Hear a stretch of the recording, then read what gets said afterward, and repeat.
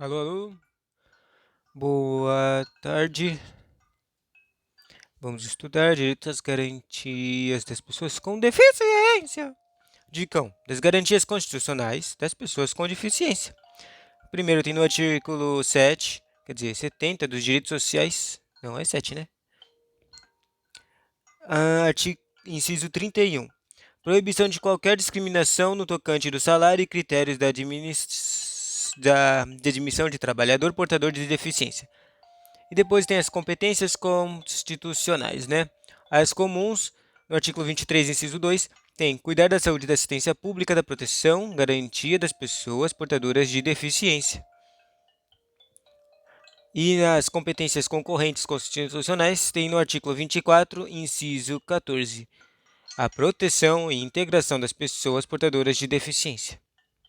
Também tem das garantias constitucionais, tem a reserva para a vaga de cargos públicos, no artigo 37, lá da administração pública. O inciso 8, a lei reservará percentual de cargos e empregos públicos para as pessoas portadoras de deficiência e definirá os critérios de sua admissão.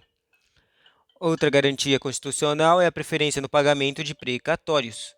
No artigo 100, a súmula 2, os débitos de natureza alimentícia cujos titulares originários por sucessão hereditária tenham 60 anos de idade, que é uma pessoa com deficiência, ou sejam portadores de doença grave ou pessoas com deficiência, assim definidos na forma da lei, serão pagos com preferência sobre todos os demais débitos, até o valor equivalente ao triplo fixado em lei para os fins dispostos no súmula 3 deste artigo, admitido o fracionamento na sua finalidade, sendo que o restante será pago em ordem cronológica de apresentação precatória.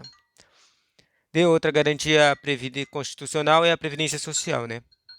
Sobre os critérios de aposentadoria, né? No regime geral do artigo 201 da Constituição diz assim: súmula 1. É vedada a adoção de requisitos e critérios diferenciados para a concessão de aposentadoria aos beneficiários do regime geral de previdência social. Pau!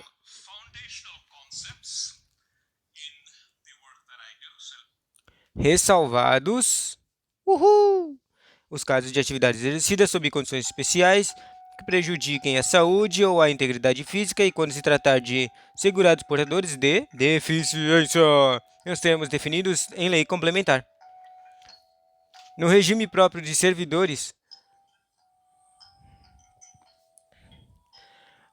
sabe, o RPPS, no artigo, na Constituição Federal, fala do artigo 37 da administração, na súmula 4, também fala dessa previdência.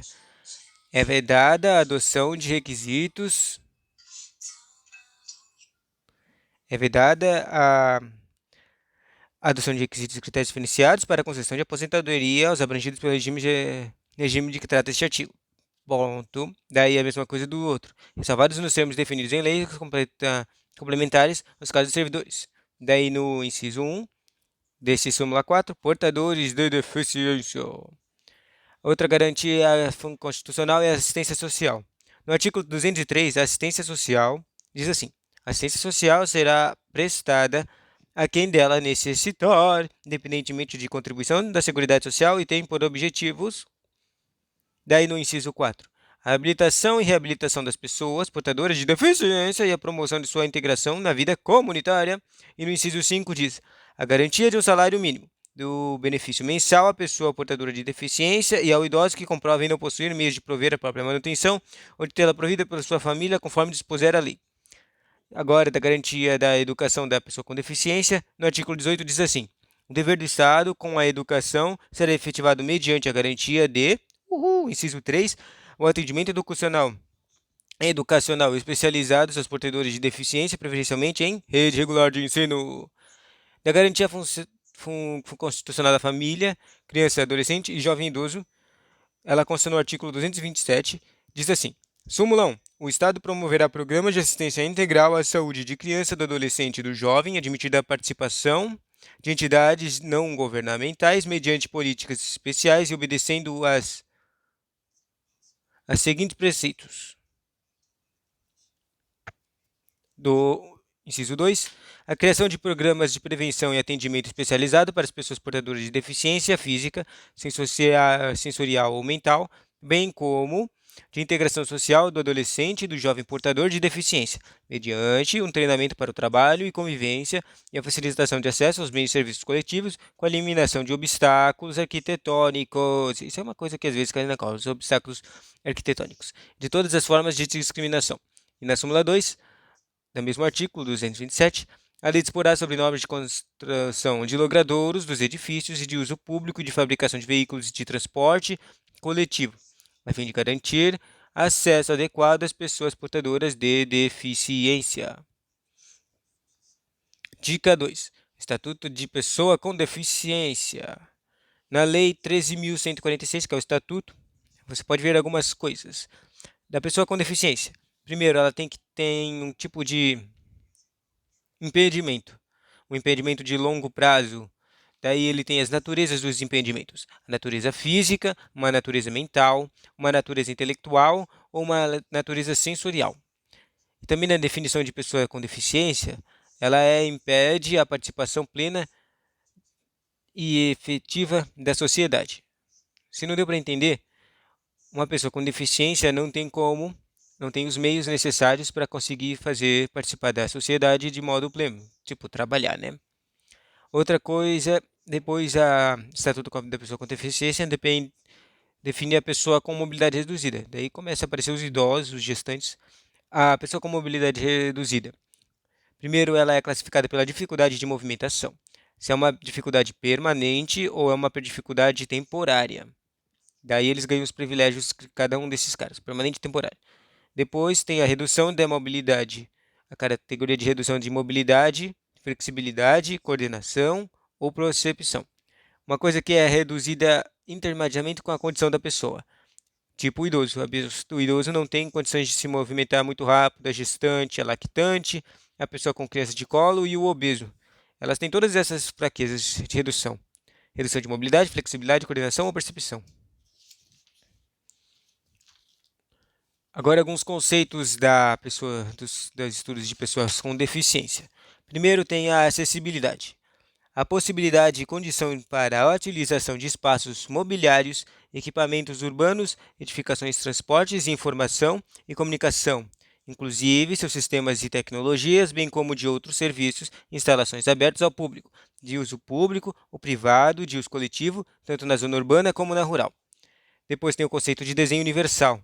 É a concepção de produtos, ambientes e programas e serviços a serem usados por todas as pessoas. E quando ele diz isso, significa que não vai ter, né, eles são já feitos até para as pessoas com deficiência ao mesmo tempo que elas são criadas.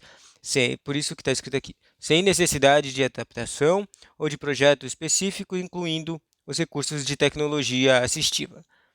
Depois, a tecnologia assistiva, que eu acabei de falar, são os produtos, equipamentos, dispositivos, recursos e metodologias, estratégias também, práticas e serviços que objetivem promover a funcionalidade relacionada à atividade e participação da pessoa com deficiência com a mobilidade reduzida, visando a sua autonomia, independência e qualidade de vida e inclusão social. Ou seja, tudo que vai facilitar para a pessoa se incluir na sociedade. Comunicação, a forma de interação Isso é comunicação. Por exemplo, as línguas, que tem a Libras dos surdos, a visualização de texto, o Braille para os cegos, o sistema de sinalização de comunicação tátil, os caracteres ampliados, os dispositivos multimídia, assim como a linguagem simples, escrita e oral, os sistemas auditivos e os meios de voz digitalizados e os meios e formatos aumentativos e alternativas de comunicação, incluindo a tecnologia de informação e das comunicações. Sacou esses 4 princípios? A acessibilidade, desenho universal, tecnologia e comunicação? Agora mais alguns conceitos que aparecem lá na lei, né?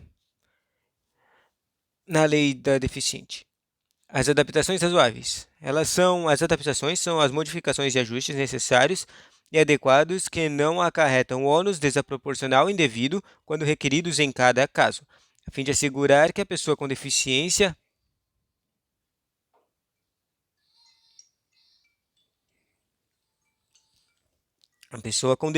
possa gozar ou exercer em igualdade de condições e oportunidades. Aqui eu vou falar mais alguns conceitos sobre direitos das pessoas com deficiência, alguns conceitos que aparecem na lei da pessoa com deficiência, a 13.146. Um conceito é as adaptações razoáveis. Elas são as adaptações modificantes e ajustes necessários e adequados que não acarretem ônus de proporcionalidade indevido quando requeridos em conjunto em cada caso.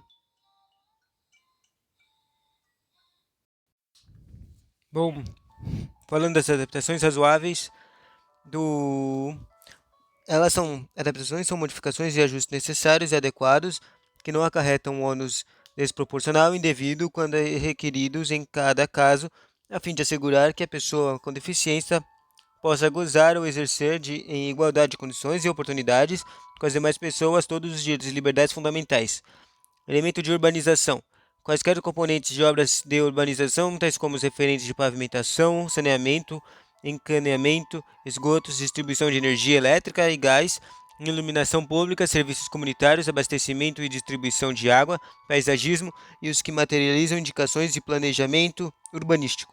A mobilidade urbana é um conjunto de objetos existentes nas vias e nos espaços públicos, superpostos ou adicional aos elementos de urbanização ou de edificação, de forma que sua modificação ou seu traslado não provoque alterações substanciais nesses elementos, tais como os semáforos, postes de sinalização e similares, terminais e pontes de acesso coletivo e telecomunicações, fontes de água, lixeiras, toldos, marquises, bancos e quiosques e qualquer outros de natureza análoga. E a moradia para via independente na lei do deficiente é as unidades de oferta de serviço de acolhimento do Sistema Único de Assistência Social, o SUAS, localizadas em áreas de residências de comunidade, com estruturas adequadas que possam contar com apoio psicossocial para o atendimento das necessidades da pessoa acolhida, destinadas a jovens e adultos com deficiência em situação de dependência, que não dispõem de condições de autossustentabilidade e com vínculos familiares fragilizados ou rompidos. A moradia para a vida independente, já falei, não, eu falei moradia para a vida independente e moradia para a vida independente diferente. Tem uma moradia com estruturas adequadas, capazes de proporcionar serviços de apoio coletivos e individualizados que respeitem e ampliem o grau de autonomia de jovens e adultos com deficiência. Também tem o atendimento pessoal. O pessoa, membro ou não da família, com ou sem remuneração, assiste ou presta cuidados básicos existenciais à pessoa com deficiência no exercício das atividades diárias, excluídas as técnicas ou os procedimentos identificados com profissões legalmente estabelecidas. É o acompanhante, aquele que acompanha a pessoa com deficiência, podendo ou não desempenhar as funções de atendimento pessoal. E o profissional de apoio escolar. Isso aqui é importante, já caiu em prova. Pessoa que exerce atividade de alimentação, higiene e locomoção de estudante com deficiência que atua em todas as atividades escolares, nas quais se fizer necessário em todos os níveis e mobilidades.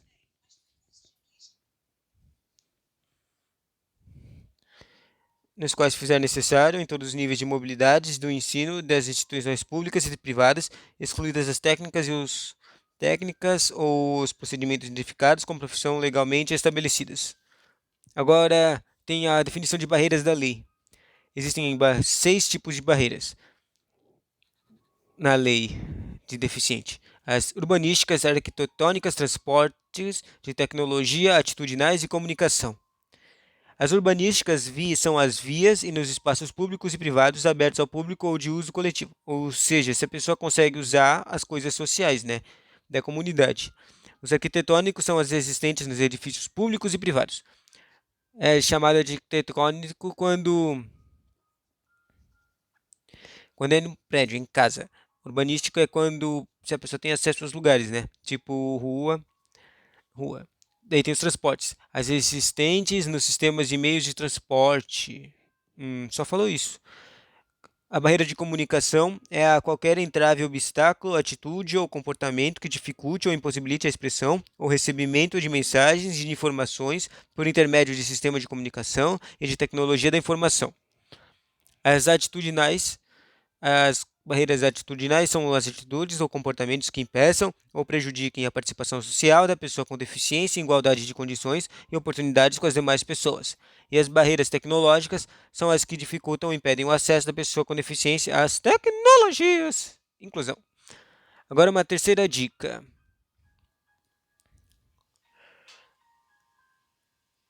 As normas gerais e critérios básicos para a promoção da acessibilidade das pessoas com deficiência ou comunidade reduzida.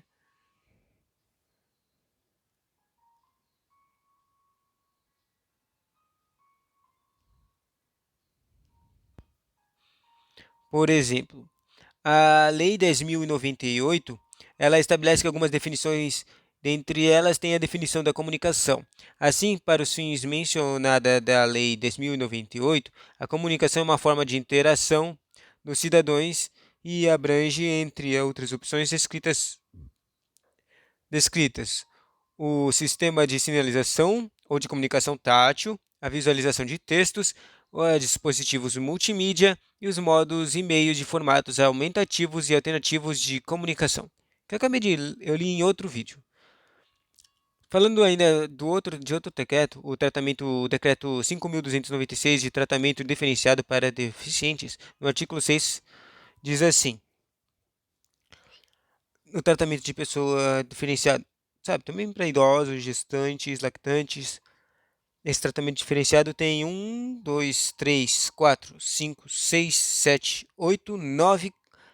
9 especialidades. Primeiro, tem os assentos de uso preferencial, sinalizados e espaços de instalações acessíveis.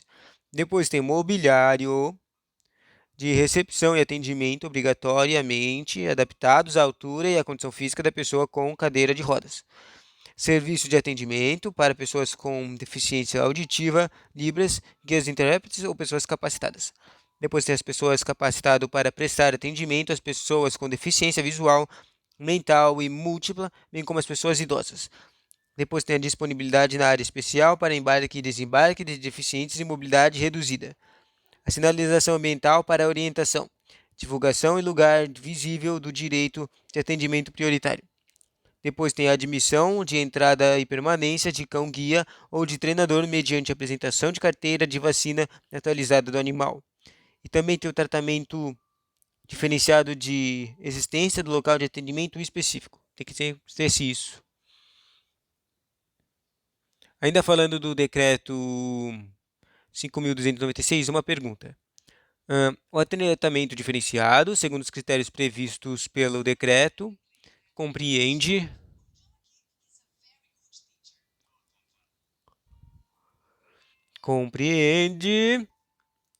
a pessoa com capacidade para prestar atendimento às pessoas com deficiência visual, mental e múltipla. Do atendimento diferenciado tem que ter sempre uma pessoa capacitada para prestar atendimento. Ótimo. Quarta dica sobre o estudo de deficientes. A prioridade de atendimento às pessoas de portadores de deficiência. A Lei 2048. Primeiro, no atendimento prioritário, quem são as pessoas? Tem 1, 2, 3, 4, 5, 6 que precisam de atendimento prioritário, que são as pessoas com deficiência, os idosos com 60 anos ou mais, as gestantes, as lactantes, as pessoas com crianças de colo e os obesos. Todas elas precisam de atendimento prioritário. No atendimento prioritário, assegura certas condições. Ela assegura um tratamento diferenciado e imediato. Em onde? Empresas públicas e concessionárias de transporte, reserva de assento no transporte coletivo. O transporte sempre tem que ter tratamento diferenciado, exceto para o obeso. Depois tem o planejamento de veículos de transporte coletivo e sua adaptação para facilitar o acesso.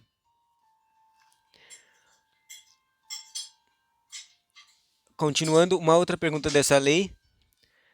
A Lei 10.048, que dispõe sobre a prioridade no atendimento de determinadas pessoas e outros benefícios, prevê dentre seus dispositivos para atender as pessoas com deficiência. O quê? E eu só vou ler a resposta, né? O planejamento de veículos de transporte coletivo e sua adaptação para facilitar o acesso. Próximo, direitos do sistema de transporte coletivo.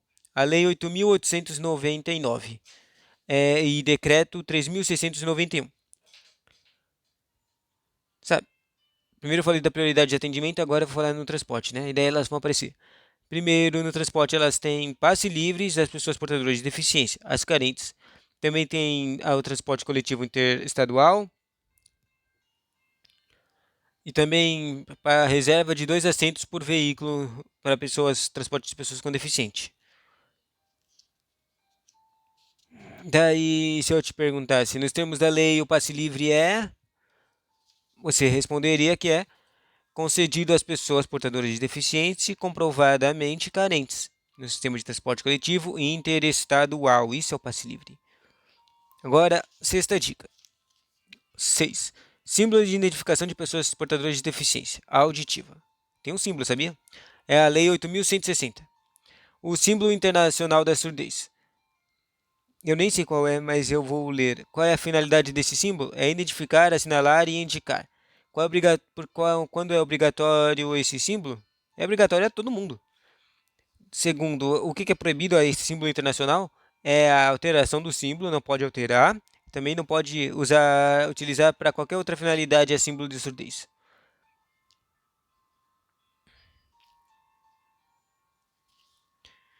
E agora, por fim, sobre o decreto 3.298 de acesso ao trabalho da pessoa com deficiência, né? As modalidades de inserção laboral da pessoa portadora de deficiência é a seguinte: colocação competitiva, primeiro, é a contratação regular, independe de adoção de procedimentos especiais para sua concretização, não excluída a possibilidade de utilização de apoios especiais. A colocação seletiva é a contratação regular e depende da outra adoção de procedimentos e depende de apoios especiais para sua concretização. E a promoção de trabalho para conta própria. O processo de fomento de ação de uma ou mais pessoas, trabalho autônomo, cooperativo ou em regime de economia família, vista a emancipação econômica pessoal. Gestão por competências. Opa, terminou, carinha.